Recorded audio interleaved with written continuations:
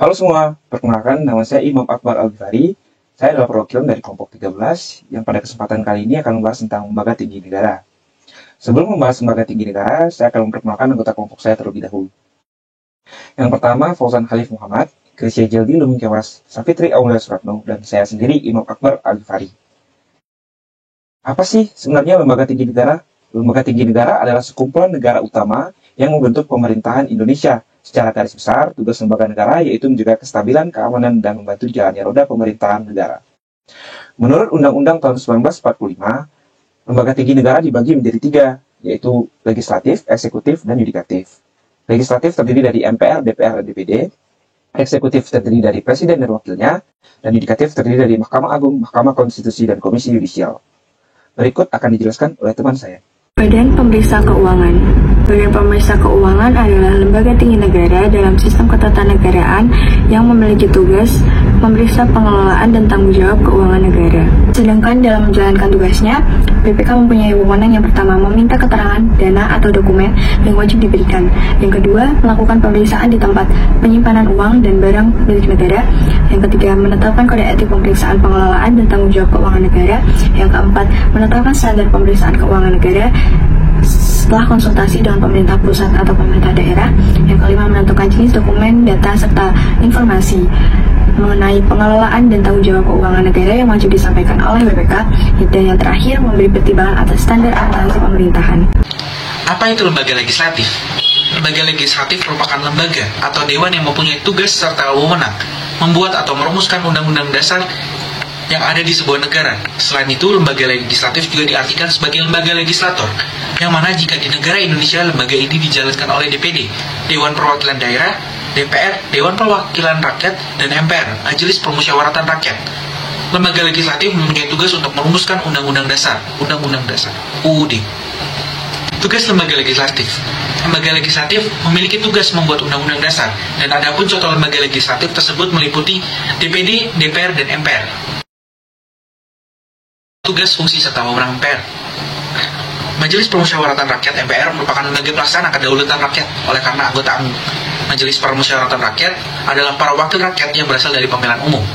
MPR bukan pelaksana sepenuhnya kedaulatan rakyat, sebagaimana tertuang dalam pasal 1 ayat 2 Undang-Undang Dasar 1945. MPR mempunyai tugas dan wewenang yaitu yang pertama, mengubah dan menetapkan undang-undang dasar. Yang kedua, melantik presiden dan wakil presiden berdasarkan hasil pemilihan umum dan sidang paripurna MPR. Yang ketiga, memutuskan usul DPR berdasarkan putusan Mahkamah Konstitusi untuk memberikan presiden dan atau wakil presiden dalam masa jabatannya setelah presiden dan atau wakil presiden diberi kesempatan untuk menyampaikan penjelasan di dalam sidang paripurna MPR. Yang keempat, melantik wakil presiden menjadi presiden apabila mangkat diberhentikan atau tidak dapat melaksanakan kewajibannya dalam masa jabatannya. Yang kelima, memilih wakil presiden dari 2 calon yang diajukan presiden apabila terjadi kekosongan jabatan wakil presiden dalam masa jabatannya selambat-lambatnya dalam waktu 60 hari. Yang keenam adalah memilih presiden dan wakil presiden apabila keduanya berhenti secara bersamaan dalam masa jabatannya dari 2 paket calon presiden dan wakil presiden yang diusulkan oleh partai politik atau gabungan partai politik yang paket calon presiden dan wakil presidennya meraih suara terbanyak pertama dan kedua dalam pemilihan sebelumnya sampai habis masa jabatannya selambat-lambatnya dalam waktu 30 hari. Yang ketujuh adalah menetapkan peraturan tata tertib dan kode etik MPR. Fungsi, tugas, dan wewenang DPR. DPR mempunyai 3 fungsi, yaitu legislasi, anggaran, serta pengawasan. Tugas dan wewenang DPR lainnya antara lain menyerap, menghimpun, menampung, dan menindaklanjuti aspirasi rakyat. Yang kedua, menerima persetujuan kepada presiden untuk yang pertama, menyatakan perang atau membuat perdamaian dengan negara lain. Yang kedua, mengangkat dan memberhentikan anggota Komisi Yudisial. Lalu selanjutnya, memberikan pertimbangan kepada presiden dalam hal 1, pemberian amnesti dan abolisi. Yang kedua, mengangkat duta besar dan menerima penempatan duta besar lainnya. Selanjutnya, memilih anggota BPK dengan memperhatikan pertimbangan DPD. Memberikan persetujuan kepada Komisi Yudisial terkait calon hakim agung yang akan ditetapkan menjadi hakim agung oleh presiden. Dan yang terakhir adalah memilih 3 orang hakim konstitusi untuk selanjutnya diajukan kepada presiden. Fungsi, tugas, dan wewenang DPD.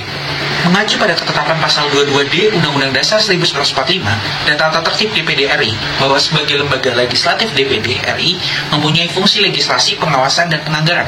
Sedangkan tugas dan wewenang DPD RI adalah 1. Pengajuan usul rancangan undang-undang. 2. Pembahasan rancangan undang-undang. Yang ketiga, pertimbangan atas rancangan undang-undang dan pemilihan anggota BPK.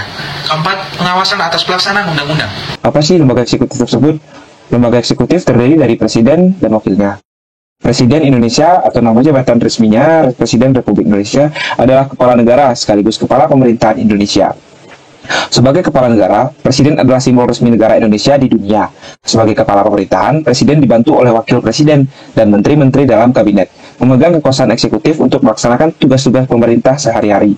Presiden dan wakil presiden menjabat selama 5 tahun, dan sesudahnya dapat dipilih kembali dalam jabatan yang sama untuk 1 kali masa jabatan. Apa sih tugas lembaga eksekutif? Sebuah lembaga eksekutif mempunyai tugas pokok ialah untuk menjalankan atau juga menerapkan undang-undang. Serta juga lembaga eksekutif ini juga mempunyai tugas yakni sebagai penyelenggara serta penjaga tata tertib dan juga keamanan. Selanjutnya, kita akan membahas tentang fungsi lembaga eksekutif. Terbagi menjadi 2, fungsi sebagai kepala negara dan fungsi kepala pemerintahan. Kita akan bahas fungsi kepala negara terlebih dahulu.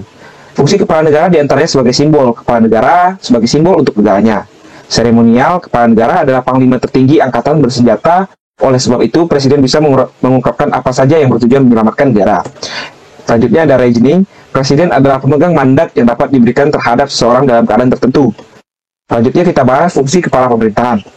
Sebagai kepala eksekutif, sebagai kepala diplomatik, panglima tertinggi angkatan bersenjata, presiden dapat mengambil keputusan di kondisi darurat.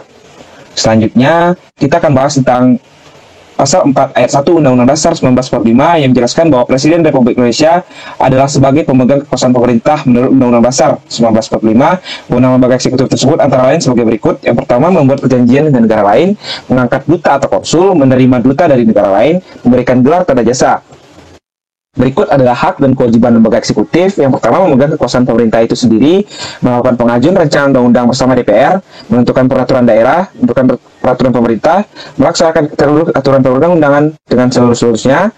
Presiden ialah sebagai panglima tinggi angkatan bersenjata. Presiden juga mempunyai hak dalam mengambil keputusan pada saat kejadian penting.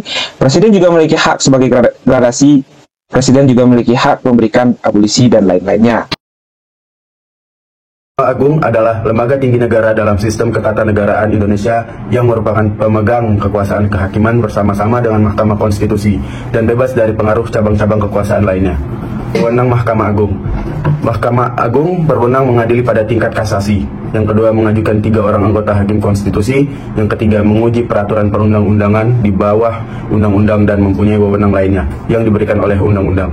Yang keempat, ada memberikan pertimbangan dalam hal presiden, memberi gerasi dan rehabilitasi.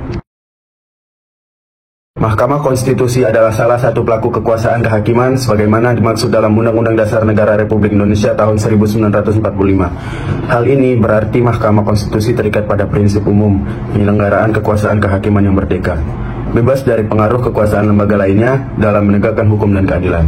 Tugas Mahkamah Konstitusi. Yang pertama, menguji undang-undang terhadap Undang-Undang Dasar Negara Republik Indonesia tahun 1945. Yang kedua, memutus sengketa kewenangan lembaga negara yang kewenangannya diberikan oleh UUD 1945. Yang ketiga, memutus pembubaran partai politik.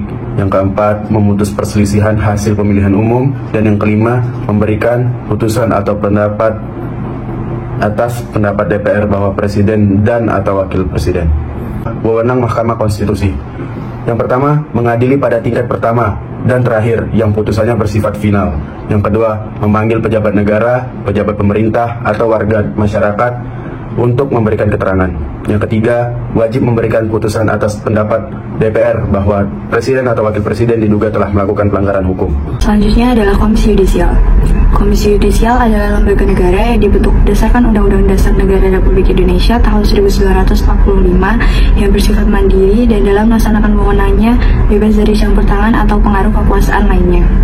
Komisi Yudisial mempunyai wewenang berdasarkan pasal 13 Undang-Undang Nomor 18 Tahun 2011, yaitu antara lain yang pertama mengusulkan pengangkatan hakim agung, yang kedua menjaga dan menegakkan kehormatan, keluhuran martabat serta perilaku hakim, yang ketiga menetapkan kode etik dan atau pedoman perilaku hakim bersama Mahkamah Agung, dan yang terakhir menjaga dan menegakkan pelaksanaan kode etik atau pedoman perilaku hakim.